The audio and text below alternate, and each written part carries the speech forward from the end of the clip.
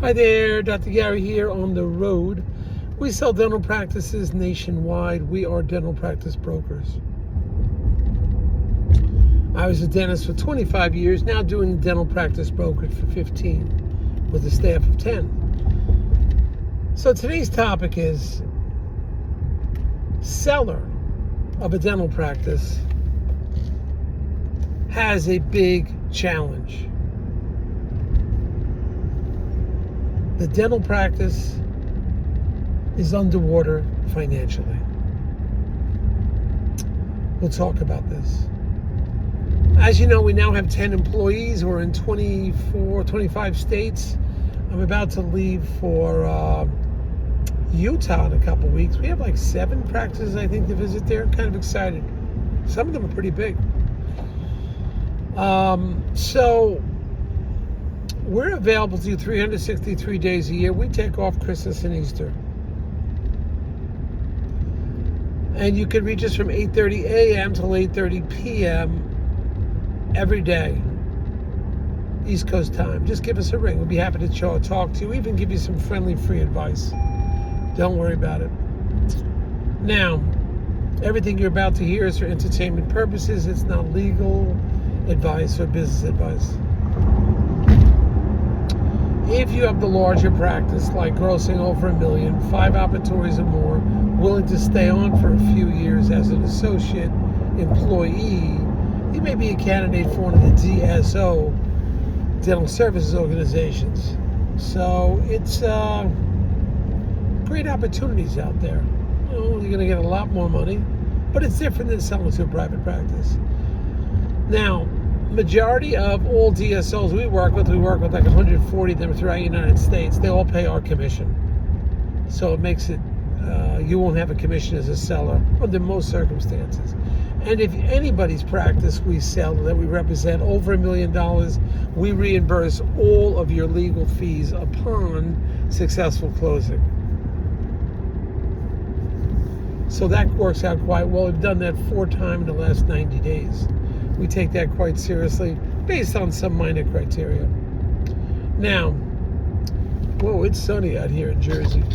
Excuse me, we need some sunglasses. There we go. So, in addition,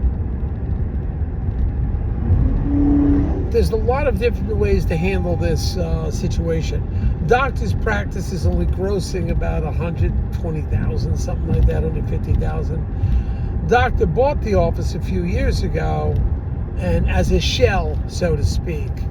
The plumbing was in, the walls are up, the cabinetry was in, so doctor figured, well, you know, they put a little extra money into it, about another 200 into it, 100 of his and hers, and that other 150 in the bank. So got 250 into it. Doctor thought the overhead wouldn't be too bad. They could just start another practice. They're in a good area. But they have a main office. So they can only spend a short period of time here per month. You know, maybe once, twice a week they're here. That's it. So the gross is pretty low at $120,000, $130,000.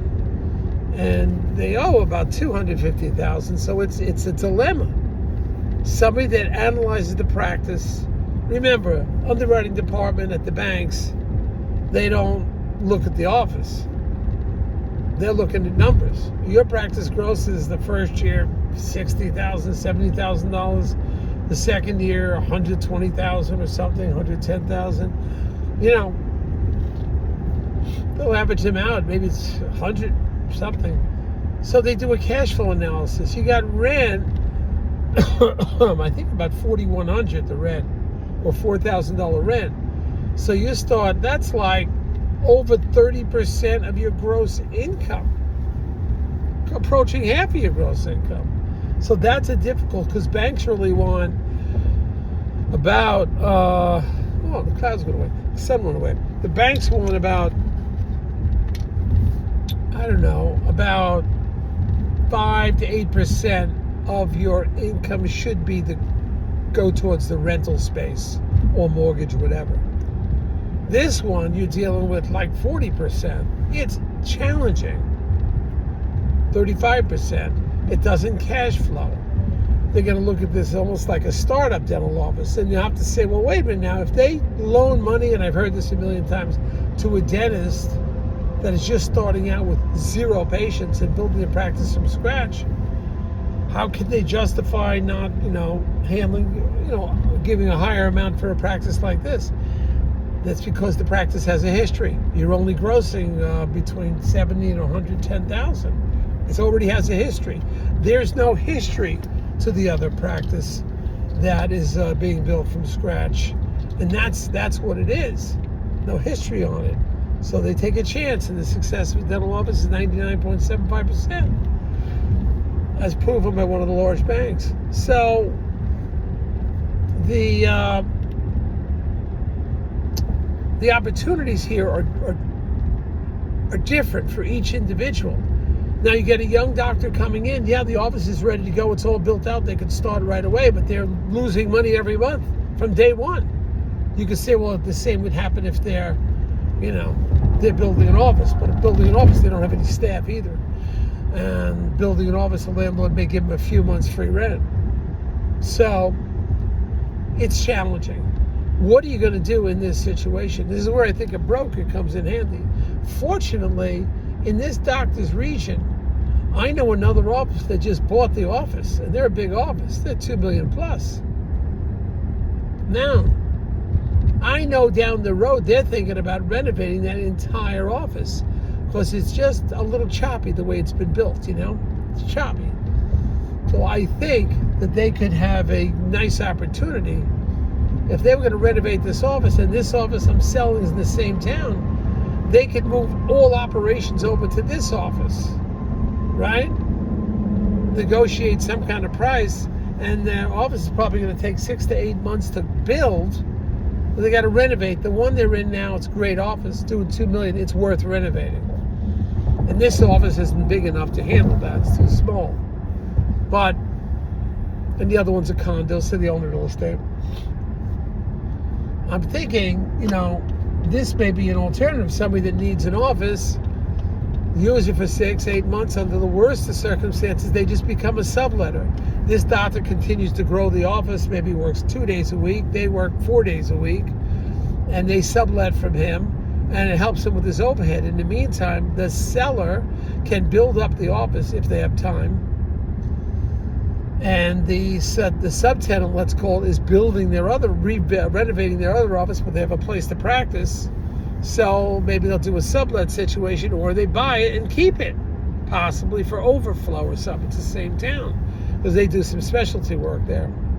But I think ultimately it's going to be great when they renovate their office and have a place to go to. So this is where, a broker as myself has connections and knows people in the town, knows activity, knows the attorneys. That's why trying to go it on your own, using a dental attorney that was never done dental before, they don't have the contacts. It's the contacts is key. And, you're paying for a broker's commission, but a broker has, a lot of contacts. I was a dentist for 25 years, doing this for 15 years. We got 10 employees. We know a lot of people, and we may be able to help them. So we got a couple different alternatives. Now, on the other hand, if this group doesn't want the practice, at this point, grossing $120,000 is not going to make it. People are just not excited about it. Buyers don't want to work real hard building up a practice. I think the key is going to be they're going to have to grow the practice. That's what I think is going to happen. I think they're going to have to grow the practice over the next 2 years, get it up to $300,000. Now you're in target range. Now you have a little bit of income coming in at $300,000, still a little low, but you got something coming in. And the new buyer won't be as intimidated. They increase the gross hustle. Maybe they can turn it around. So I think it's a good opportunity. Let's talk about it. All right. Call me. We'll give you a ring. Now we have the 634 YouTube videos. So I hope you're listening. Hit the subscribe channel, and you'll be ready to go. It'll let you know when the next YouTube video is coming out. We're banging them out because there's always a new issue. There's always another problem. There's always a great opportunity. I'm going out to Utah. I don't know what's going to happen, but I am excited. Now, you don't have as much of a population out there for dentistry, so a little easier. But there's a lot of people out there. Some of these practices, I got one that's a $3 million practice. I'm really excited to see that. Plus the countryside. Actually, I'm driving up from Phoenix to, I have a driver, so it makes life easier. Phoenix to Salt Lake, that is a beautiful ride. Believe me, if you've ever seen it before, forget it. It is a gorgeous ride. I mean, gorgeous. Try to get out there, do some sightseeing. Anyway, that's it. Dr. Gary checking in. We got a beautiful summer weekend just passed. Unbelievable. If you were out in the city or hiking or camping or fishing or whatever you're doing, it was a great 3 days on the East Coast. Well, we got a secret for you. There's another one coming up on Friday of this week, mid-September. It's going to be 80, and the winds, got to be careful, the winds at the beach in the summertime. The winds are going to be like very low, like 3, 4, 5. I'm definitely going on Friday. Plus, they have some business. We have a new oral surgery office coming up in Jersey. That's going to be exciting. So yeah, check it out. Have fun out there. Work hard and party hard. Have a great time. Thank you, Dr. Gary. Good night.